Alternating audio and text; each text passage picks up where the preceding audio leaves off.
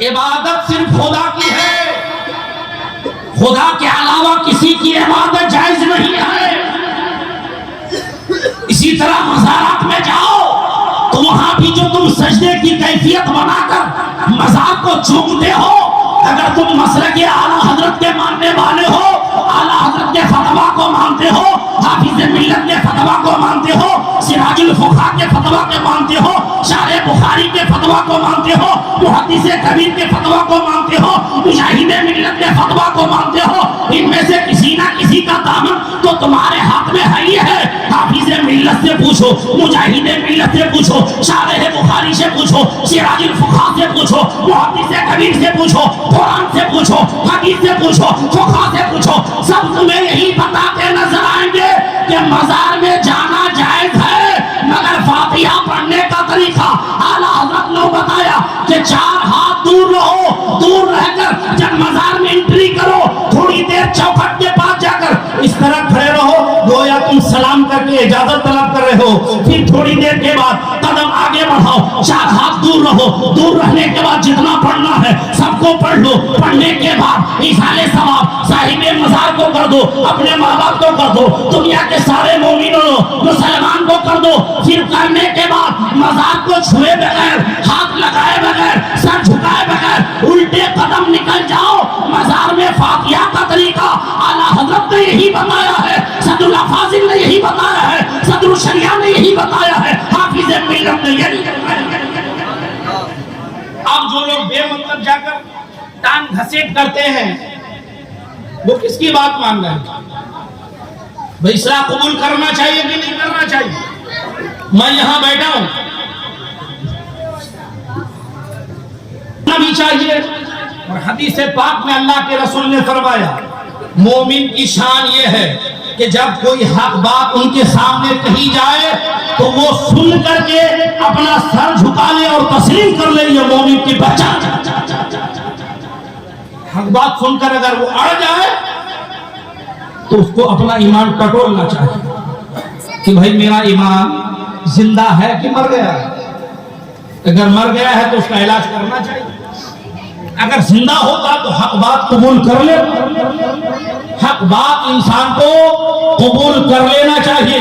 اور الحمدللہ آپ لوگ تو سنی مسلمان ہو گیا، الحمدللہ ہمارا دین بھی اولیاء کرام زندہ کرتے ہیں، ہمارا ایمان بھی اولیاء کرام زندہ کرتے ہیں۔ چشمہ بابا سے فیض آپ حاصل کرو، دل مردہ رہے، یہ تو بہت عجیب و غریب بات ہے۔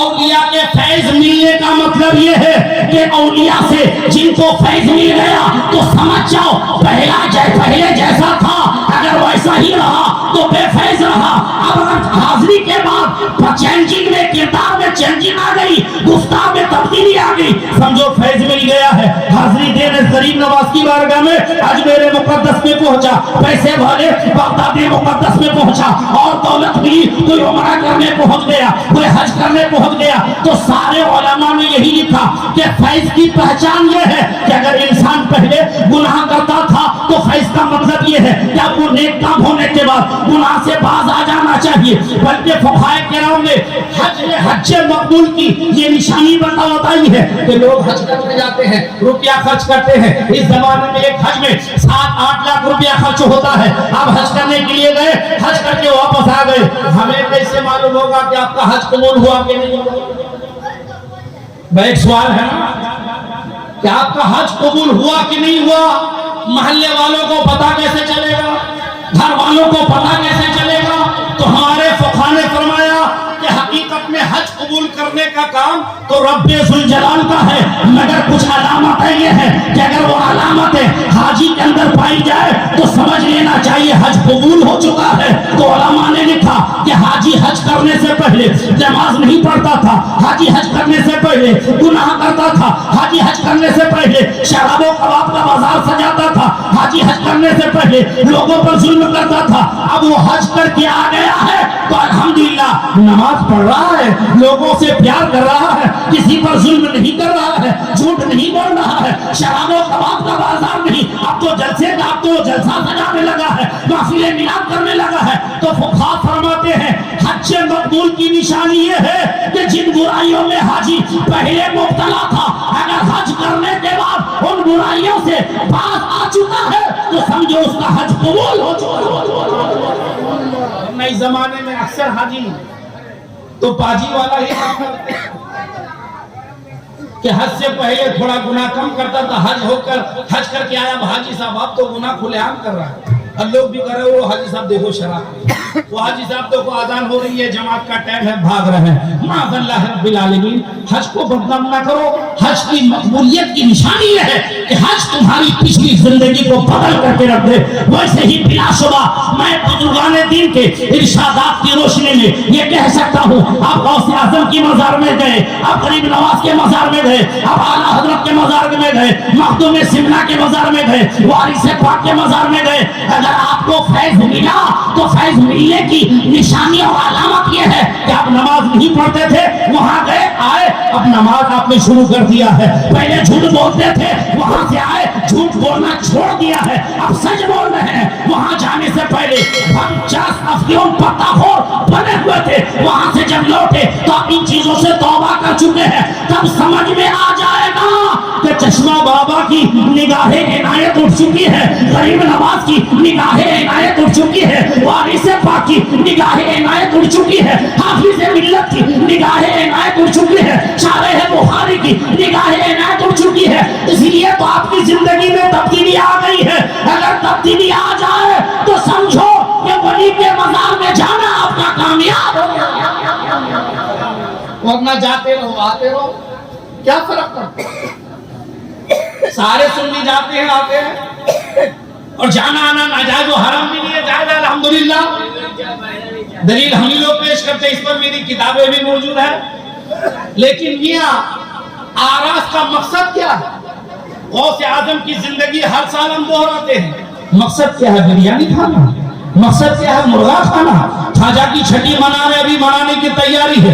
29 जनवरी को से गरीब नवाज अजमेर शरीफ में है, लोगों ने टिकटें बुक करवा ली है, फ्लाइट बुक है, बसें बुक है, ट्रेनें बुक है, बिल्कुल गिरोह के दर गिरोह लोग आना जाना शुरू कर दिए हैं। बिलाशुबा इनके राजा है वो, इनके बादशाह है वो, अल्लाह के रसूल की अमानत है वो, आकाए रसूल है, हमारे ईमान की अलामत है वो। गरीब नवाज ने ईमान दिया है हमें, उनकी बारगाह में हाजिरी देना चाहिए, मगर मकसद क्या होना चाहिए? यही मकसद के गए आए, यही मकसद आज़ाद की बारगाह में गए आए, हाफिज मिल्लत की बारगाह में गए नहीं। हमारे फुक़हा ने लिखा कि उर्स करने का मकसद ये है कि साहिबे उर्स की जिंदगी को बयान किया, उनका किरदार बयान किया जाए, उनका तरीका बयान किया जाए, उनकी सीरत बयान की जाए। और जाहिर सी बात है, किसी भी वली की तारीख उठाकर देखेंगे तब यही पाएंगे कि औलिया किराम पाबंदी से नमाज पढ़ते थे, औलिया किराम कभी झूठ नहीं बोलते थे, औलिया किराम अपने माँ बाप की खिदमत क्या करते थे, औलिया किराम कसरत के साथ कुरान मुकद्दस की तिलावत करते थे, औलिया किराम तहज्जुद गुजार हुआ करते थे, औलिया किराम नफली नमाज पढ़ा करते थे। यह औलिया किराम की शान होती थी। जब ये जिंदगी उनकी बयान कर दी गई तब लोगों को चाहिए कि हम जिस गौस के, जिस ख्वाजा के, जिस चश्मा शाह बाबा के उर्स मना रहे हैं, हमें भी उनकी सीरत जैसी सीरत अपनाना चाहिए। ये उर्स का मकसद होता है। क्या मकसद होता है उर्स का? ये मकसद उनकी जिंदगी से सबक हासिल किया जाए, उनकी जिंदगी से कुछ सीखा जाए, उनकी जिंदगी से कुछ जाना जाए। आपको मालूम है अभी तरो ताजा अल-जामिअतुल अशरफिया का बानी हुजूर हाफिज मिल्लत का उर्स मुबारक गुजरा।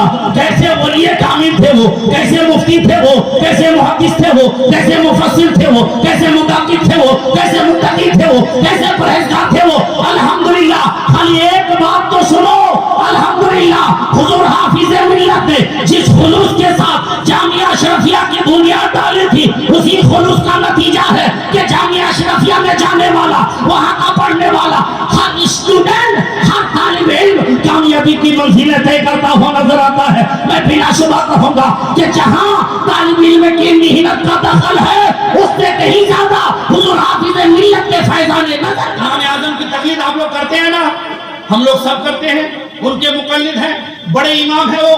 معلوم ہے امام اعظم کے بارے میں کتابوں میں لکھا ہے کہ حضرت امام اعظم کا جس جگہ انتقال ہوا, جس جگہ امام اعظم کا انتقال ہوا, تقوی طہارت کے کس رتبے پر فائز تھے امام اعظم.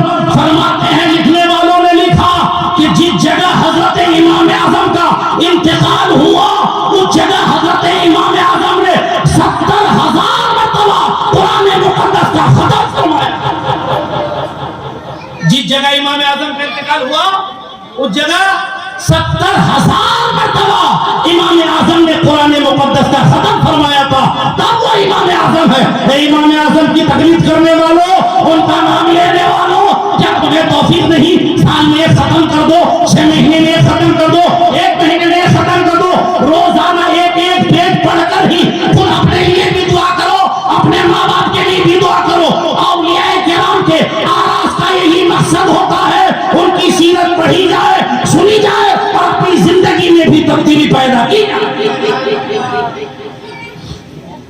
ورنہ خالی عرس میں آیا, ٹائم پاس کیا, لنگر کھا کر کے واپس چلے گئے تو کسی کا فیضان ملنے والا نہیں. نافرمانوں کی طرف کوئی بچہ ماں باپ کا نافرمان ہو جاتا ہے, ماں باپ کس قدر ناراض ہوتے ہیں, جبکہ ماں باپ بچوں پر سب سے زیادہ رحیم و کریم ہوتے ہیں. ناراض ہوتے ہیں کہ نہیں ہوتے ہیں؟ اور امام صاحب حضرت میرا لڑکا بڑا نالائق ہو گیا, یہ سمجھتا نہیں, کچھ سنتا نہیں. اللہ تعالیٰ نے قرآن میں 1-2 جگہ نہیں درجنوں جگہ ارشاد فرمایا اقیموا الصلاۃ, نماز پڑھو, نماز پڑھو, نماز پڑھو, درجنوں جگہ. اللہ کے نبی نے سینکڑوں حدیثوں میں نماز پڑھنے کے فضائل چھوڑنے کی وعید ہے, سزا ہے.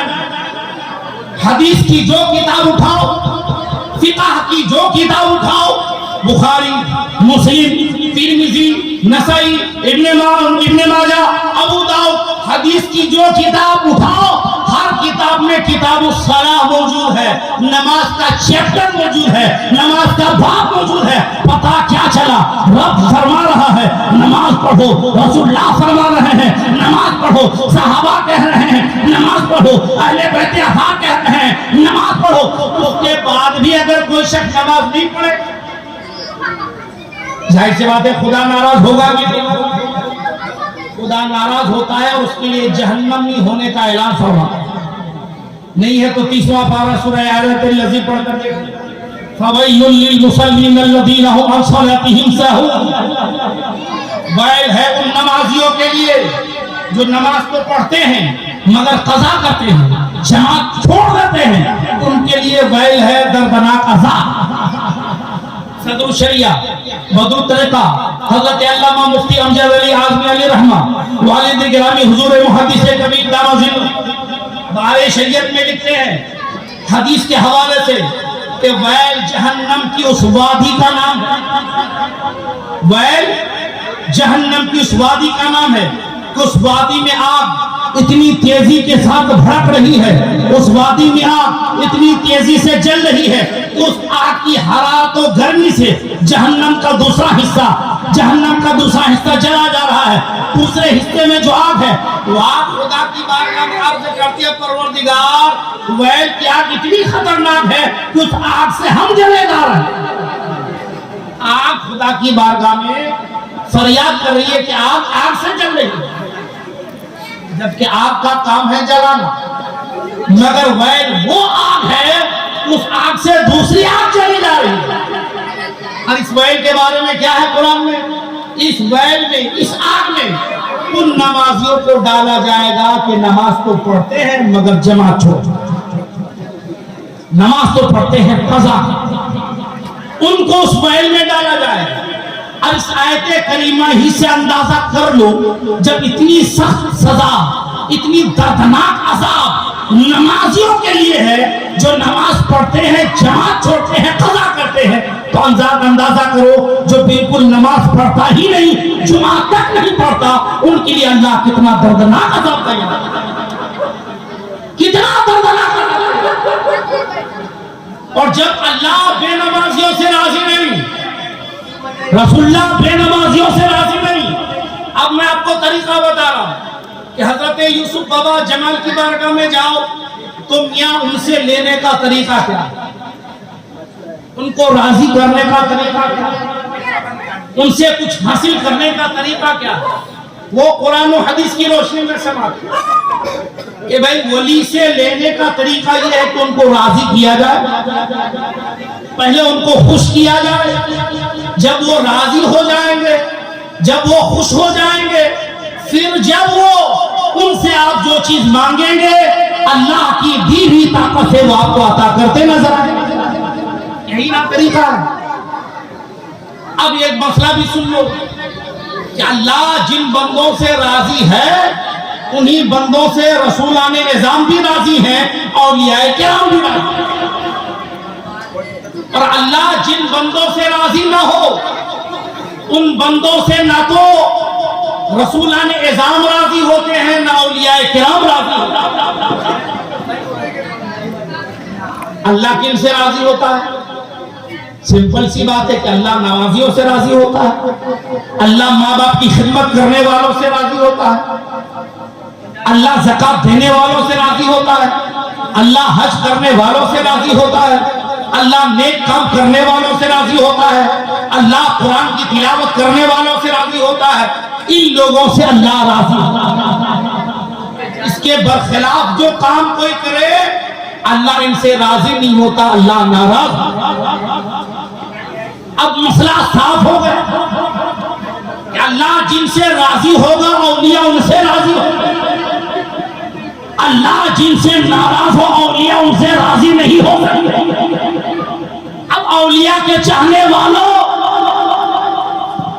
مزارات میں جانے والوں، اگر ان سے فیض حاصل کرنا چاہتے ہو تو بزرگوں نے لکھا کہ طریقہ یہ ہے کہ مزار شریف میں جانے سے پہلے تھوڑا سا قرآن مقدس کی تلاوت، قرآن مقدس کی تلاوت کرو، نماز کا وقت ہو جائے تو نماز ادا، تلاوت کرنے کے بعد نماز پڑھنے کے بعد تب اللہ کے ولی کے دربار میں جاؤ، تو کہ تلاوت کرنے والوں کو اللہ پسند فرماتا ہے، نماز پڑھنے والوں کو اللہ پسند فرماتا ہے، اللہ راضی ہوتا ہے۔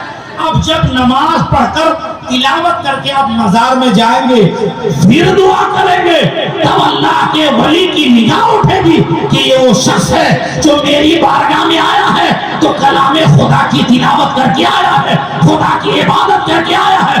پھر جب آپ دعا کرو گے تو دنیا مانگو گے تو دنیا بھی ملے گی، دین مانگو گے تو دین بھی ملے گی۔ یہ طریقہ اب پتا چلا یہاں تو یہ عالم ہے تو جو بیچارے نماز پڑھتے ہیں وہ بھی عرس میں جا کر نماز چھوڑ رہے ہیں، وہ بھی عرس میں جا کر نماز چھوڑ رہے ہیں۔ تو بھائی فیض لینے کا یہ طریقہ نہیں ہے، کیونکہ عام طور سے آج کل جو آراس ہوتے ہیں وہ بڑے ہی غیر منظم ہوتے ہیں۔ ہاں ایک عرس ہوتا ہے ہندوستان میں، وہ الجامعۃ الاشرفیہ کا عرس، حافظ ملت کا عرس، کہ الحمدللہ جاؤ تو طبیعت خوش ہو جائے، بے نمازی جائے تو اسے حافظ ملت میں وہ بھی جا کر خدا کی بارگاہ میں سر کو جھکا، وہ حافظ ملت کا الجامعۃ الاشرفیہ مبارک ہوا کہ ہر نماز کے وقت جیسے اذان ہوئی طلبہ کی تنظیم وہاں نکلتی ہے، سارے دکانداروں کو، عرس میں آنے والوں کو پکڑ پکڑ کر کے، بھائی کہہ کے، چچا کہہ کر کے، دادا کہہ کر کے نماز کی فضیلت سمجھاتے ہیں، پھر سب کو نماز پڑھنے لے جاتے ہیں۔ اور عرس کے وقت میں، نماز کے وقت میں ہر دکان پہ پردہ لٹکا دیا جاتا ہے کہ آپ خوف نہ رکھیں، کوئی کسٹمر نہیں آئے گا، آپ بے خوف ہو کر پہلے خدا کی نماز پڑھیں، اب اللہ کا کام کریں گے، اللہ آپ کا کام پڑھیں۔ یہ منفرد عرس ہوتا ہے صرف حافظ ملت۔ ابھی آپ کے اس علاقے سے مجھے خبر ملی، ماسٹر اسلام مولانا اشتیاق صاحب یہاں موجود ہیں، اور مولانا تسلیم صاحب بھی ہیں، بلکہ یہ تو انہی کا حصہ ہے۔ ان لوگوں نے بتایا الحمدللہ اس علاقے سے درجنوں لوگ گئے دور سے حافظ ملت میں۔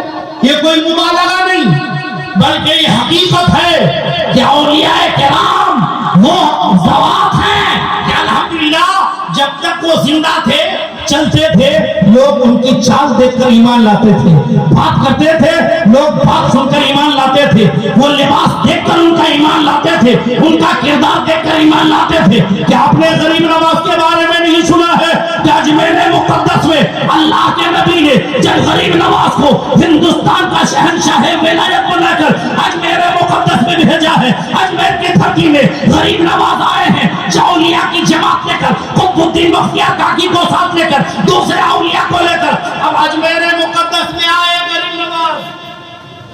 بلا شبہ غریب نواز نے بہت ساری کرامتیں دکھائی نا، انا ساگر کو پیالے میں سمیٹ دینا، اونٹوں کو بیٹھا کر کے رکھ دینا، درجنوں کرامات ہیں حضور حضرت غریب نواز علیہ رحمت و رضوان۔ مگر ان کرامتوں کے ساتھ ساتھ ایک اہم کرامت میں آپ کو بتانے جا رہا ہوں، سنیں گے وہ کرامت؟ غریب نواز کی ایک کرامت سنیے کہ غریب نواز اجمیر مقدس میں آئے، جیسے اجمیر مقدس میں آئے اب نماز کا جب وقت ہو رہا ہے، حضرت قطب الدین بختیار کاکی جن کا مزار مہرونی دلی میں، فرماتے قطب آذان پڑھ، قطب الدین آذان پڑھ رہا ہے، غریب نواز امامت کر رہے ہیں، نماز پڑھا رہے ہیں۔ سنیے یہ کرامات، غریب نواز نماز پڑھا رہا ہے۔ اب چونکہ نئے نئے آئے ہیں، دوسرے لوگوں کی کثرت ہے وہاں، تو آس پاس میں رہنے والے نن مسلم جب دیکھ رہے ہیں کہ یہ فقیروں کی ایک جماعت آئی ہے، بلند آواز سے کچھ کلمات یہ لوگ گنگنا رہے ہیں، تھوڑی دیر کے بعد کبھی کھڑے ہیں، کبھی جھکے ہیں، کبھی زمین کو سر پہ رکھ دینے ہیں، زمین پہ سر کو زمین پہ رکھ دیا۔ بھائی ماجرا کیا؟ بھائی ماجرا کیا؟ آؤ اس واقعہ کو کمپلیٹ سننے سے پہلے ایک بات سنیں۔ میں نے جس آیت کریمہ کو اپنا موضوع سخن بنا، لقد كان لكم في رسول الله اسوة حسنة، رب نے فرمایا، خالق نے فرمایا میرے بندو میرے رسول کی زندگی، میرے محبوب کی زندگی تمہارے لیے نمونہ عمل ہے، تمہارے لیے نمونہ عمل ہے، تمہارا آئیڈیل ہے۔ مسلمانوں ہمارا آئیڈیل کوئی ایکٹر نہیں، کوئی کرکٹر نہیں، کوئی دنیا والا نہیں، ہمارا آئیڈیل رسول مختار، اور کسی دنیا والے نے نہیں بنایا، پروردگار نے بنایا، رب نے بنایا۔ میرے بندو میں نے تمہیں پیدا کیا اور محبوب کو تمہارا آئیڈیل بنایا۔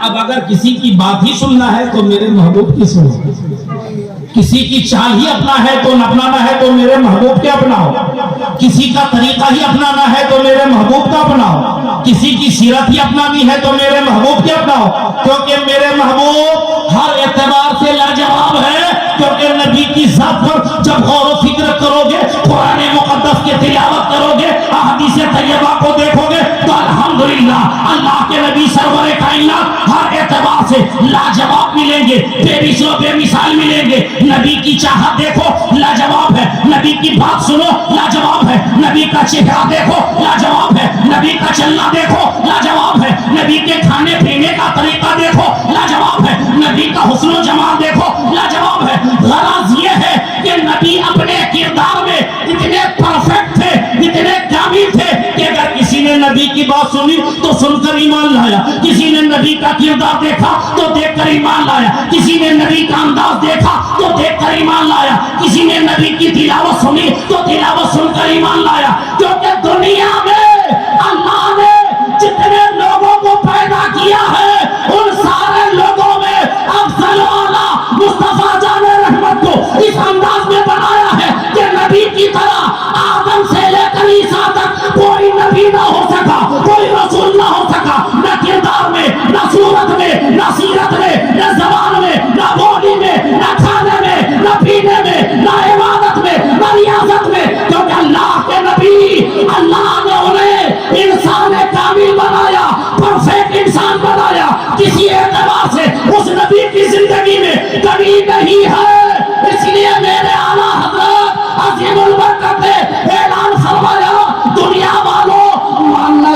تو اس نبی کو مان لو، ماننا ہی ہے تو اس رحمت للعالمین کو مانو، پیار ہی کرنا ہے تو اس نبی سے پیار کرو، محبت ہی کرنا ہے تو اس نبی سے محبت کرو، جن کی شان یہ ہے کہ اللہ کی سرتاب قدم شان ہے یہ، انسان ہی انسان، وہ انسان ہے یہ، قرآن تو بتاتا ہے ایمان ہی ہے، ایمان یہ کہتا ہے میری جان،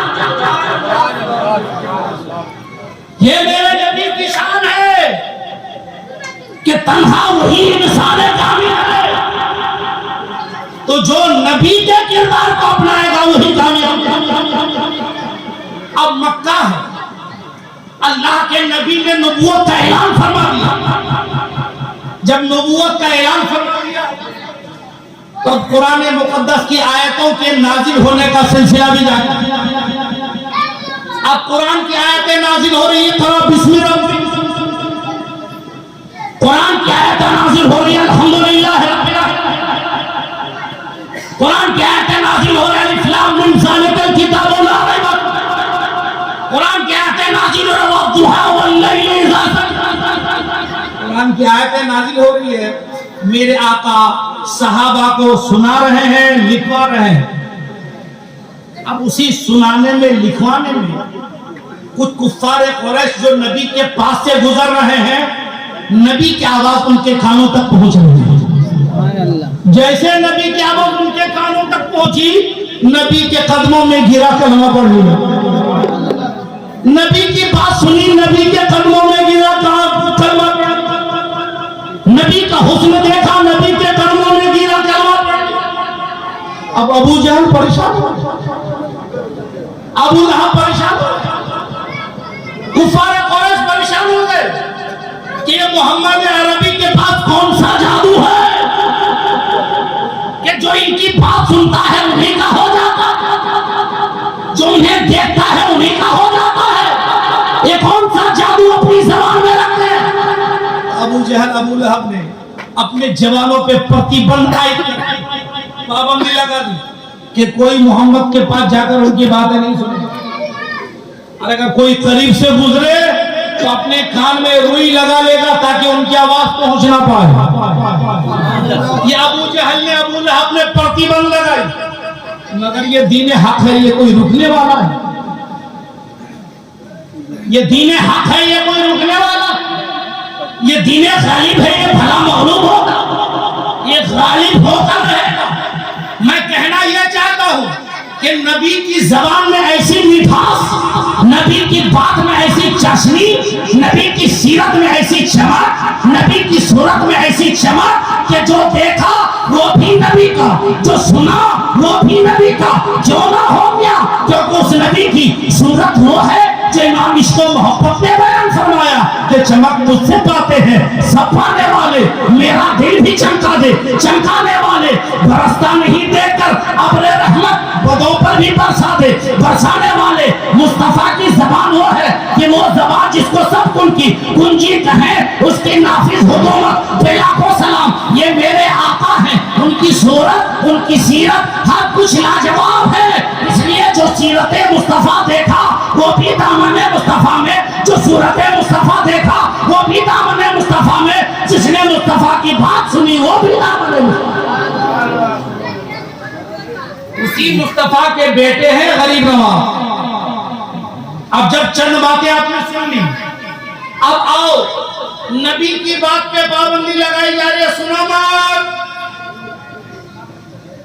اللہ کے نبی نے غریب نواز کو مدینہ میں بلایا، مدینہ المنورہ میں بلانے کے بعد غریب نواز کو بتا دیا بیٹا معین جا، ہندوستان جا، اجمیر جا، تیرے دم قدم سے اسلام کی بہاریں ہیں، اسلام پھیلے گا۔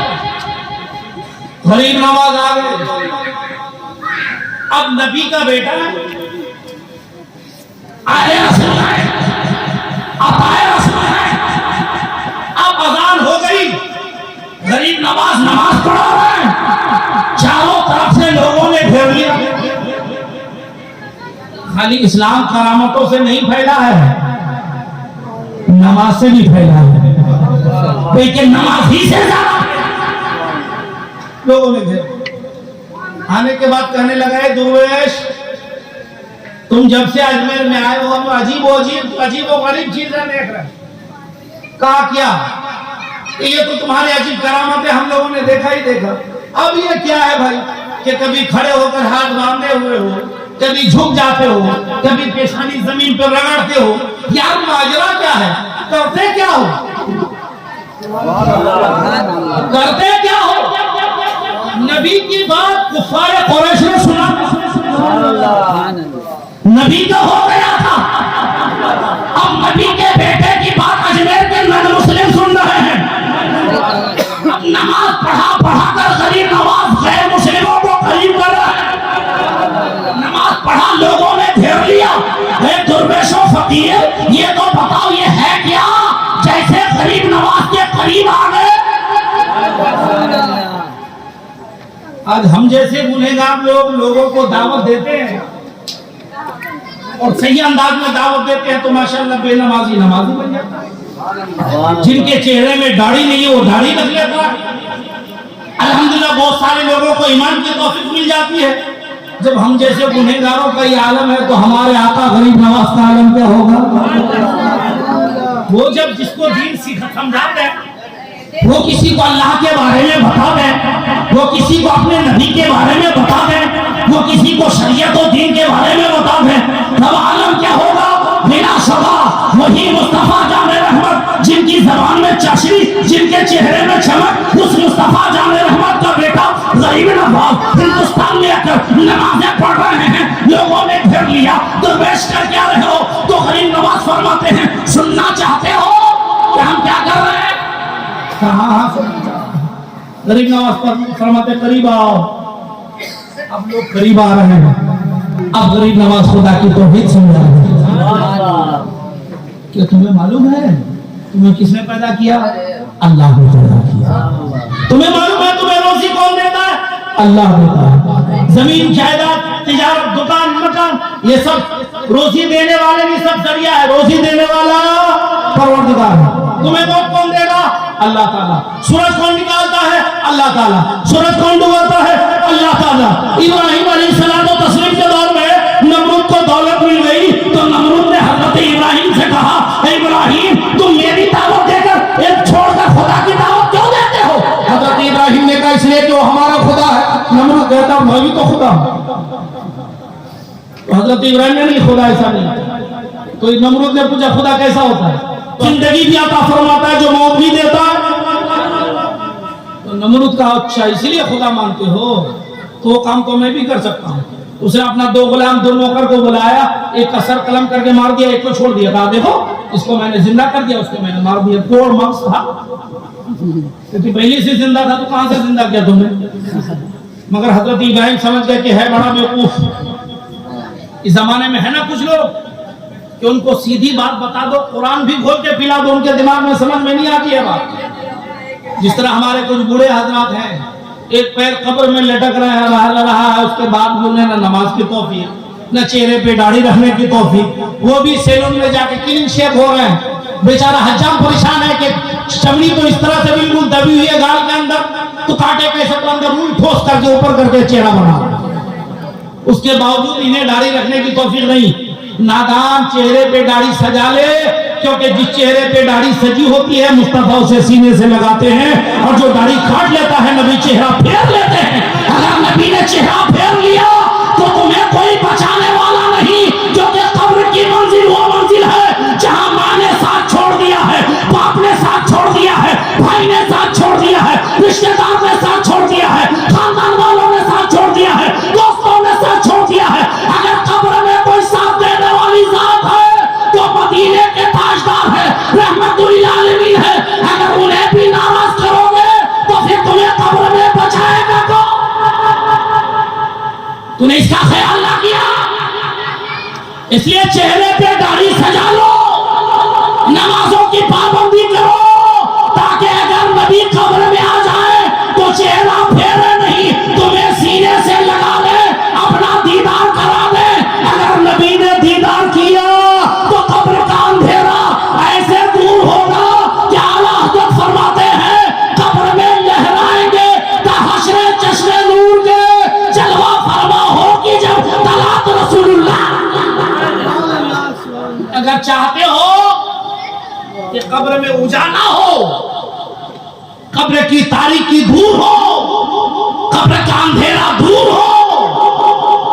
नबी से मोहब्बत करो, नबी की अदाओं से मोहब्बत करो, नबी के कैरेक्टर और सीरत से मोहब्बत करो, तब अल्लाह ताला तुम्हें कबूल करेगा। मेरे आका तुम्हारी कब्र में तशरीफ लाएगा,